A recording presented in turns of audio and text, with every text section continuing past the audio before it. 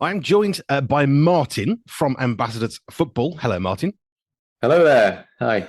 Right, let's just jump straight into the name. Ambassadors Football. I think that's fairly self-explanatory, but just give us a bit of an overview. What's all that about? Yeah, well, actually, it was up for debate 35 years ago when the organization began because four American families came to Bolton in England and they wanted to share their faith through football, soccer, the round ball game.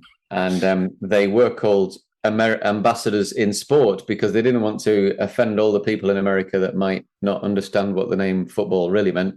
But then they didn't want to offend the English that they were trying to reach out to by calling it ambassadors soccer. But after 20 years, we changed the name. So the theme is football's the vehicle, and sharing faith in Jesus is what we're trying to do. So we're being ambassadors for Christ, as it says in 2 Corinthians. So we're trying to share our faith and representing Christ on the field of play or around the field of play in football as one of the best international languages that you've got and breaks down lots of barriers. So football's the vehicle, and sharing our faith is what we try and do as ambassadors for Jesus.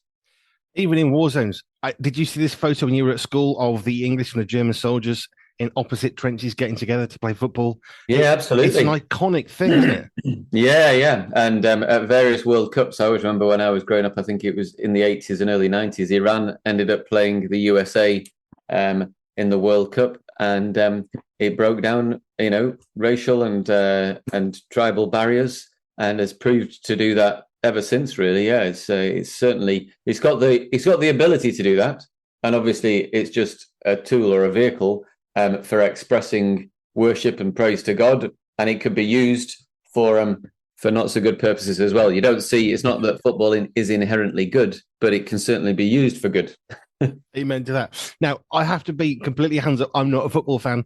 If I was going to watch a sport, it would be rugby or perhaps rally driving. That would be more my kind of thing. That's all right. However, I know that football is powerful, but I just wanted your take on this before we delve a bit more into your life. Because even I, who don't watch football very often, have noticed the amount of good God stuff coming out across the football field through people with tattoos or t-shirts or something in order to say, look, do you know what? I love Jesus Christ more. Just curious, how big a thing is this? Because I'm watching this growing, but I'm quite far to know, is it really a thing or is it just the media's picking up on it? Is it actually growing? Yeah, I really do think it is. I've been involved in this type of work for over 30 years. And there was a danger in the 1990s that there were not so many famous Christian sports people. And so, therefore, and there's always a danger in any walk of life, and in your business, you'll think about this, where the person becomes greater than the message. And you put that person on a pedestal. If they fall or they fail, then it's like, oh, look at that. Look how bad, what's happened to Jesus being glorified through this. And so there was a danger that that was happening. And there weren't that many famous sports people, let's say, or, high quality sports people involved who love Jesus. So nowadays, I think there's a new generation, definitely, especially in England, of footballers that have been brought up in church and have made commitments to follow Jesus and are kind of unashamedly saying, hey, I'm a human being, but God is greater. So therefore, I'm pointing towards him. I'm not the answer to the world's problems, but I think Jesus is in my life and he can be for other people. So we're definitely seeing it more and more. And there's more of an acceptance of that, I think, in current society. There's a spiritual element, and we've seen it in surveys done recently about people getting more excited or interested in church in England in particular. But obviously, football's a global game and global business. But the Premier League is by far the richest and most influential league, if you would, around the world. So the amount of believers that are playing in the Premier League is more than it ever has been, and they are willing to stand up for their faith, saying, "Well, it's just what I believe." So, just in the Community Shield on Sunday, Crystal Palace's captain had two verses from the Bible stitched onto his boots that had been made for the game, and that was on social media. Social media, it can be again used for good or bad, but there's a group called Ballers in God that highlights professional players in particular who are following Jesus. It doesn't, say that it's got all the answers, but it'll point people towards, oh, look, this is what's happened today. Look at this verse in the Bible. How do you deal with this? And it started out as a professional footballers support group, really, for Christians. But it really does help those players and highlights the faith that they've got. Yeah, it's definitely happening more now than ever. Now, I remember when I was a lad in the Scouts, my scout leader would talk whimsically of Wolverhampton Wanderers, which is where I was brought up. The team would be on the local bus next to him, and the players would be getting the bus in because they weren't on high salaries. He would talk whimsically as he looked backwards to that in his 40s and 50s. And this is 30 years ago, which sort of, frames it a little bit. And now, clearly, football also earned quite a bit of money, but I'm more interested in the communication of international sort of stuff, because back in the day, I think the only thing that was really relevant from that story was a lot of the Wolverhampton players would have been more local to Wolverhampton, where, of course, now that's transformed. Do you think that the input of more international influence, more players from abroad, not just outside the city or the town, but actually the country and even the continent, do you think that's led to a more openness or perhaps more bravery to talk about faith?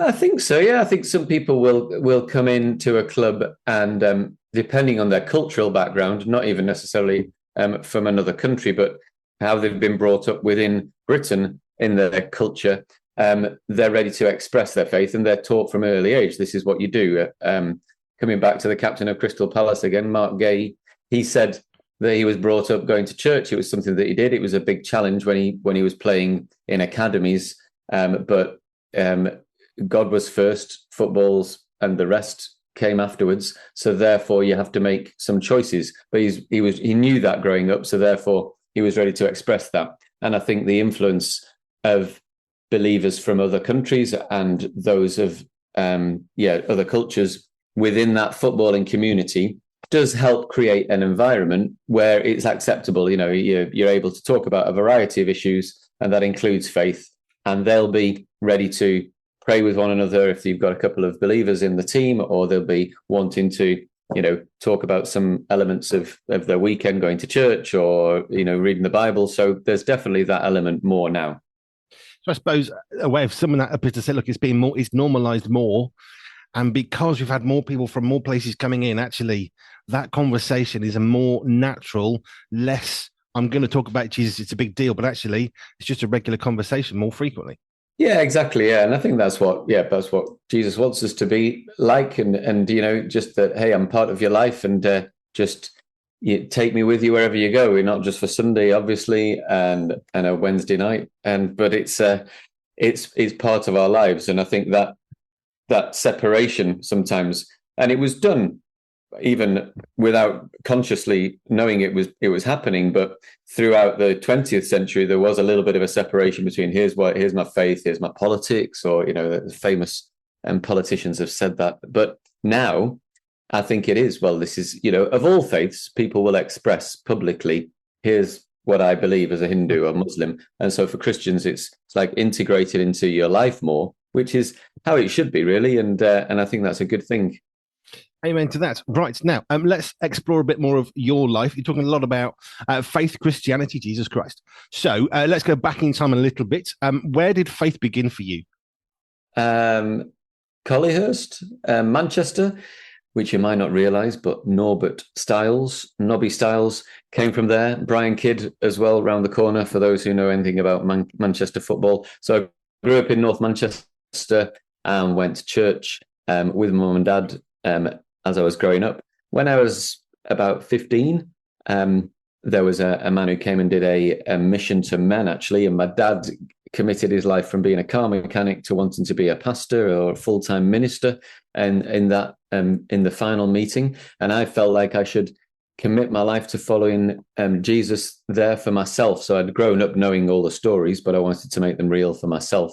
So I did that, and didn't really consciously think much had changed, but I was more interested in the direction of my life, wanting to do something that would count for God's kingdom, and not just build up, my own kingdom in some way. So I was conscious of that as a teenager. So that's where faith first came into my life, and then decisions that I made probably post the age of 15.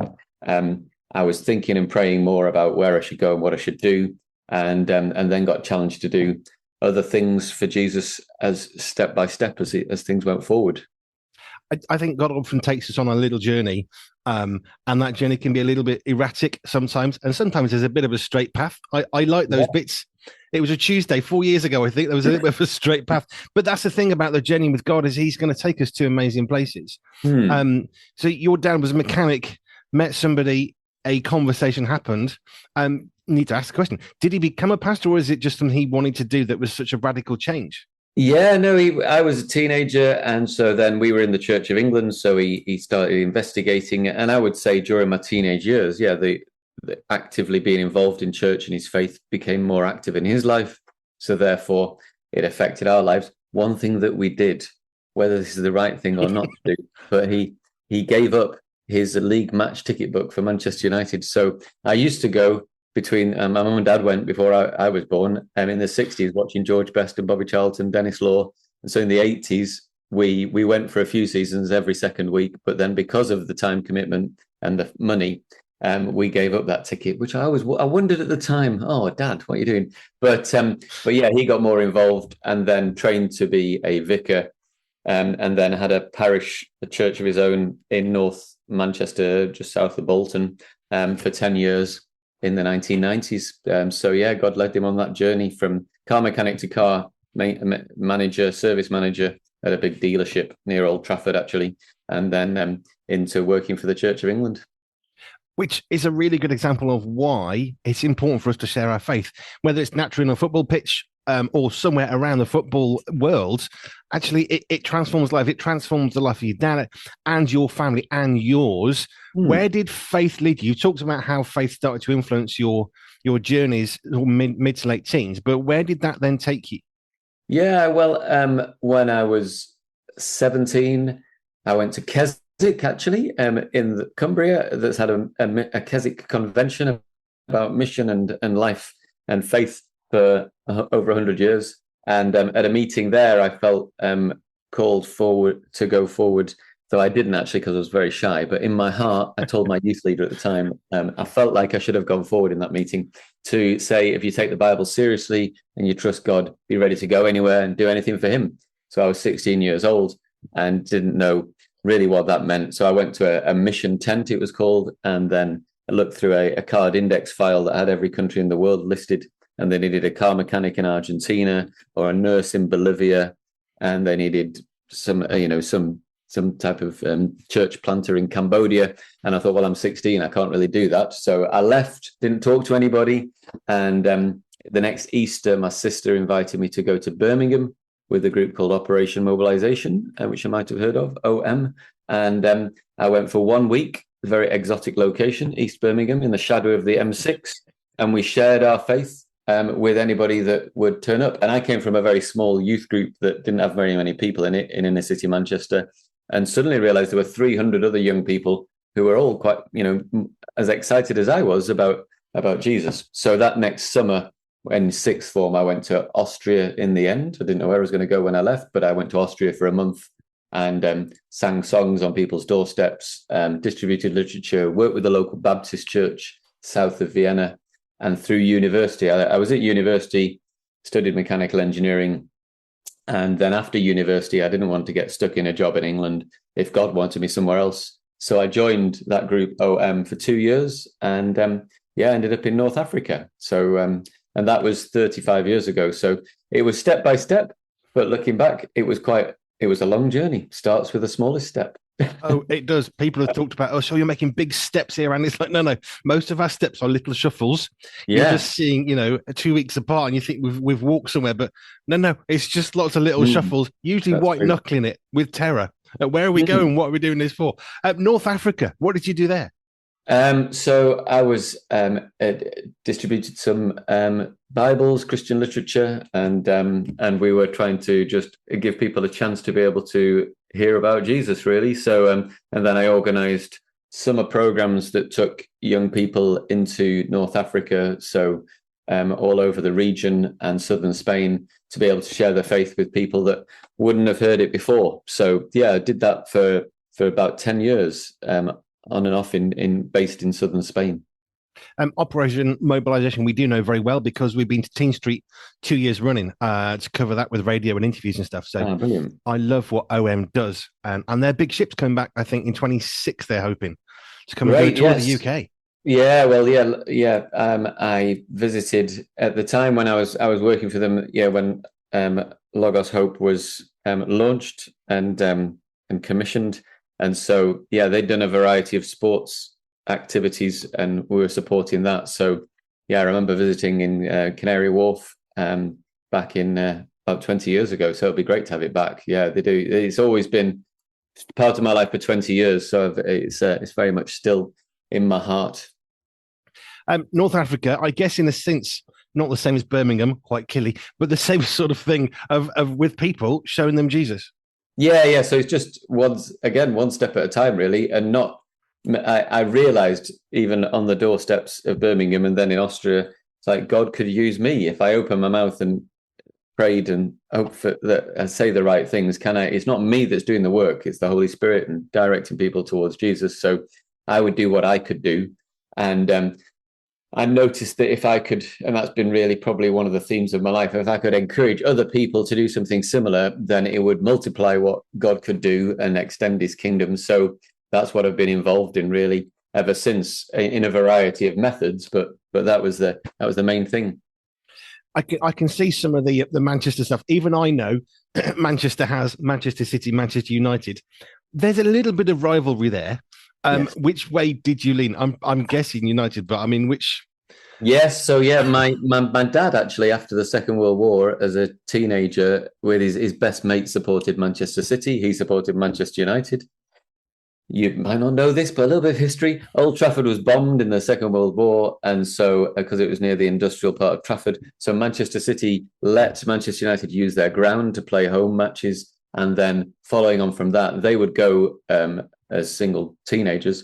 They would 1 week they go to watch United play, the other week they go to watch City play. So it was a major part of their lives, but we were always on the red side of Manchester, and so we used to, yeah, I grew up watching them. Actually, I'm reliving my childhood, really. I watched them do relatively poorly, not good decades to really live in Manchester in some ways. We were lovely people, but it was a bit run down. The 1970s and 80s, and United weren't doing that well. City were the last team to win the title in 1969 until 1993, when Sir Alex Ferguson, not that it's etched in my head, of course, but I do remember talking to my dad on a payphone from North Africa when Oldham Athletic beat Aston Villa 3-0, and that meant that United had won the championship for the first time in my life, and I was 24 years old. So yeah, so we were definitely red. The fact you remember what you were on a particular type of phone in, that is etched. Yeah, absolutely. Yeah, no, definitely. I had to go and I listened to it on the World Service, and then realised it had happened. So I knew that I had to talk to my dad. And actually, footballing events have marked me and my dad's life. Actually, I suppose. Oh, I love that. That's really good. Right, let's just scroll on a little bit. So you've worked with OM a little bit. You developed this passion for being part of God's kingdom building. Where did that translate into what you're doing today? Because it's obviously a passion of football, but there must be more than just that childhood growth of passion. How did you end up doing what you're doing now? Yeah, well, in the 1990s, I'd been involved at university with Christians in sport. I played rugby, you'll be pleased to know, at school. Didn't get on the football team, so got on the rugby team. So played rugby, and then got to university, and I liked football. I love football. And you could play almost for fun, but in the intramural league, it was called. So you had a whole of residents at a team, and it turned out of those 11 players, 6 of us were Christians. We just found out as we got to play. So we met before a match, and we'd pray for our teammates, and then we'd have a little gathering at the end of the season where we'd share a bit more. And we were involved in a group called Christians in Sport, which is still going strong now. And there were 50 of us that met on Tuesdays and then played sport on Wednesdays. And I saw that sport could really be a way to be able to share faith. And so that was encouraging for me. So then I joined OM and didn't do much with sport. You did it in your spare time, or the ship, when it got into a certain port, would try and find a team to play against. Oh, let's play football. And so I was challenged, though, in 1996. in a meeting in Holland. I was standing at the back, and the director of OM at the time, George Verwer, said, well, we've got a vision to start sport and ministry in OM. If you know anybody in the whole world who might be interested in this, get them to send me a fax or give me a phone call. Email had only just started, and I'll talk to them. And I looked to my mate, who happened to be a Canadian champion canoeist, actually, who'd given up his canoeing to join OM as well. I said, I think I should do that. And he said, well, go and talk to George. And I'd never spoken to him properly in my life. That's another story. But I went up to talk to him after 6 years in OM, and I said, hello. And I chatted and said, that sports thing. He said, I'm very encouraged. And I thought, wow, I've encouraged the director of OM. How did that happen? So within a month, he'd called me and invited me to talk to another man who'd started many sports ministries, and to this day probably is viewed as almost like the grandfather or godfather of sports ministry, who lives in the USA. I had to go and visit him, which was a real privilege now looking back. I didn't realize at the time, but I spent 2 days with him. He gave me a big box of resources and said, go for it. And George Verwer's leadership style was, great, Martin, carry on. Let me know if you need anything, and let me see if where you're going to head. So I just began connecting people. So I remember my auntie, who'd known me since I was born, said, I really think this sports thing is just what Martin's supposed to do, because it's just ready made for him. So, oh wow, okay. I didn't even know that was a thing. And so that was in '96, and so we began to develop sports ministry inside OM. And then I found, as I talked to people, there was a Pakistani man in Lahore hosting cricket tournaments with OM. That he still does that today. Fantastic ministry, and so he's a good friend of mine. And so I got connected with him and tried to support him. There was a South African coaching rugby in the Ukraine, and we supported him. And the South African ambassador used to host a sevens tournament in Kiev at the time in the late 90s, organized by OM Ukraine. And so I began to see sport and ministry develop. And one of my colleagues was playing in the Middle East in the first division of their league, but also coaching a Palestinian refugee team in the afternoon. And so we just saw that it was working in various parts of the world. And I knew about ambassadors because my best mate from university had joined ambassadors. My dad was being a vicar at the time in Bolton, where they were based. So I used to come home and talk to them. And we did a few ministry opportunities together. We took a tour to Tajikistan. We played Afghanistan, Tajikistan, 2005. We did some work in Honduras and a few other places. So ambassadors was getting more global, and we were in all sorts of places in the world. So we worked a little bit together. So the idea was supporting these OM teams that do all sorts of stuff and saying, have you thought about sport? And some leaders deliberately would say, I have thought about it, and we're definitely not doing sport. It's like, oh, okay. And others said, oh no, yeah, I love it. I've been doing it myself. I'm in the tennis club down the road. I'm actually sharing my faith more with them than the people I do in the book tables with on a Saturday. So some were more enthusiastic than others, but we began to develop sports ministry. I mean, at least the ones that said no, at least it was clear. You know where you stood. Oh yeah. No, I'll never forget. And I'd gone through some training about this in ministry as well. And in the year 2000, I went to a sports leadership school, which again is still running today, a 3-month school in South Africa, with 24 students from 18 countries, one of whom's now the president of the Madagascar Olympic Committee. There's some amazing people were at that, and others leading various ministries in different parts of the world. But through that, we got some good training. So I'll never forget one of the leaders saying, you know, Martin, I appreciate your dedication to try to get us to do sports ministry. But what I always remember is that verse where the Apostle Paul tells Timothy, sport is of little value. But I'd done my training and I said, but he says that it's of value, even though it's of little value. And he's comparing it to spiritual value here and physical value. So therefore, we must value it and use it. Went, oh, okay, yeah, I suppose so. Anyway, so it was interesting. But this is the point where we need to go in prepared, because that could easily have just completely hijacked your confidence, your hope. That's true, yeah. No, and it was good preparation. It's taken years to get probably, obviously, to this stage of life, but it's and I think that's one of the things that the curse of knowledge. I know these things and I need to pass them on to younger people and a new generation to say there is much more acceptance of it now, but there is value in sport. There is value in being able to express yourself through your body to worship God. Love the Lord your God with all your heart, your soul, your mind, and your strength. So it doesn't become a God in itself, but you can worship God through playing a sport, and therefore that point people towards Jesus. So, and let's not discount sport as an opportunity to share your faith just because you might have had a bad experience in the playground when they were choosing the teams at school, or some other reason. You've got a ministry that you can use even if you don't like it. Yeah, I wasn't usually chosen last. I was just the last one left. Yeah, there you go. Probably illustrates my sporting prowess. Well, there you go. Yeah, but that doesn't mean that there's not, great value in seeing other people reaching out, and that's why it's great for us to talk. It is. I remember I was involved.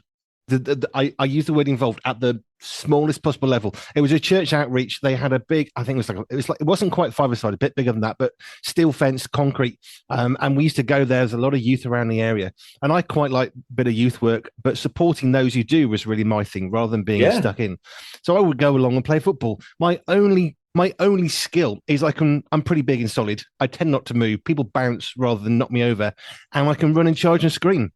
Yeah, that's all I did. And a guy who was a semi-pro guy from Telford United, I think it was, in Shropshire, he came. Lovely Christian man, beautiful chap, the most skilled talent I've ever physically seen. And you have these young lads who I'm going to be the next David Beckham back in the day. And then he would come along, this old bloke with a beard, didn't look very fit, just ran rings around them, always gave the ball. Always get the ball off them, always gave the ball to one of the most unlikely to do very well in football, encouraged them, supported them. And it was the amount of confidence that young lad then had. Okay, you get tackled fairly quickly and you get the ball back and give it to them again. And I love the fact that this superbly skillful guy, I've never physically seen it in myself, was able to get the ball off these very talented kids and then give it to somebody else. And it was that was the part that built the relationship, because the lads that are a bit hard had immediate respect. How did you tackle me? Yes. And all of a sudden it leads to a conversation. Yeah, no, definitely. There are opportunities on the field and, of course, on the sidelines as well. That's one of the big things we promote in Ambassadors Football. There's more conversations you can have watching a game of football than playing or coaching it, actually. And that's what we need. We need more people that will volunteer with us to be able to do that type of thing around the country. Right. Ambassadors Football, what is it you're actually doing today? I've loved the story of North Africa, Birmingham. I mean, not quite the same. Hey, but it's fine. It's the same work, isn't it? It's the same people, really. Yeah. Same problems, different relatively. But what is Ambassadors Football doing today? So, I joined in 2010 and then became British director in 2015. And I noticed at the time that we were all, overworked and underpaid, obviously, but no, we were kind of run off our feet, the staff generally. There weren't that many, and they were in London and Bolton and a couple of other places, but we were trying to deliver football sessions, which wasn't a bad thing, but there just weren't enough of us around. And I thought, wouldn't it be good if we could multiply what we do by developing people within churches to deliver the football sessions that we know how to do? If we could teach and train them, give them confidence to deliver football sessions, we'll see more opportunities to share faith around the country as a result. And so we kind of shifted our focus a little bit, and it's taken time, but that's what we've done over the last 10 years, to be able to say, how can we help you as a local church be church, but do it through football? Here's a vehicle of football that you could use and work through. So you value the football, but you work through it as a platform. It takes you out of your church onto a football field, and you can coach kids, or you can host walking football, or you can get involved in organizing informal football or more organized football if you've got the skill set. But you can be a church on a football field and then bring people towards Jesus as a result. So we have three things that we try to do: invest in people, invest in churches, and share Jesus through football. But I love how that early work with OM is now replicated through your work today, because you learned about, well, I can't do it all, but I can share the love of Jesus with this person and multiply that. And you've just used the same language for ambassadors, where, well, if I can get churches to multiply, all of a sudden we're not run ragged. And it is important that we work hard for God, but we can work too hard effectively around our own strength or just thrashing ourselves when actually, do you know what? There's a much easier way. Yeah, and I think and we work better together. And I was obviously brought up in faith and in my early adult life inside OM, where George Verwer in particular would talk about valuing the church, working in teams, working in partnership, and I've seen it work personally. So therefore, I'm going to promote it as long as I can.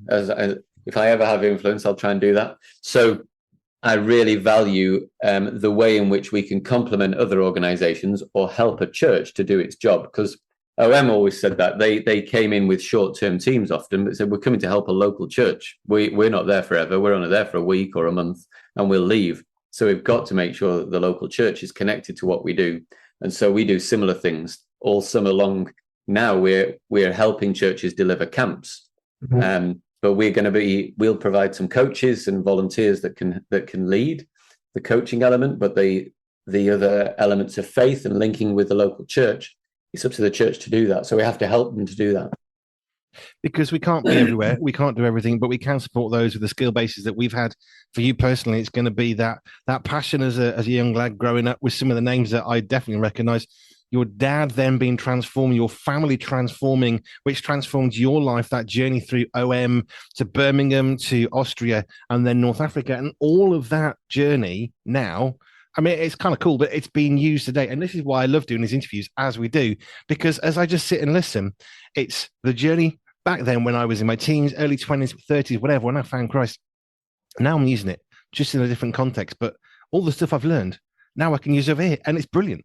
Yeah, it's the same stuff in a different situation, different circumstance, but certainly building upon all of the other experiences and what's happened. So yeah, it's really, that's it. Yeah.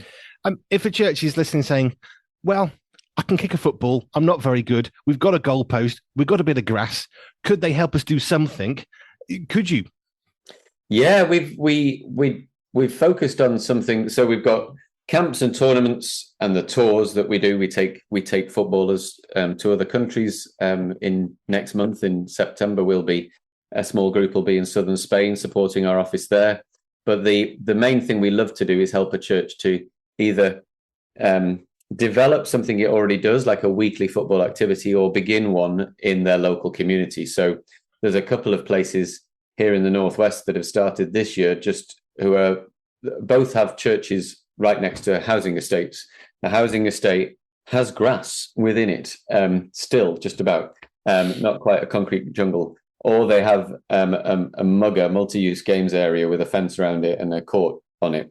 And so we say, well, if you can come with us on a journey, we call it Community Football Outreach Journey, CFO, Community Football Outreach. We do Zoom calls as training, and then we'll bring a staff member along to talk with a small group. You get your group of volunteers together, some of whom might have football experience, many of whom won't, but they've got a passion for their community or for the kids there.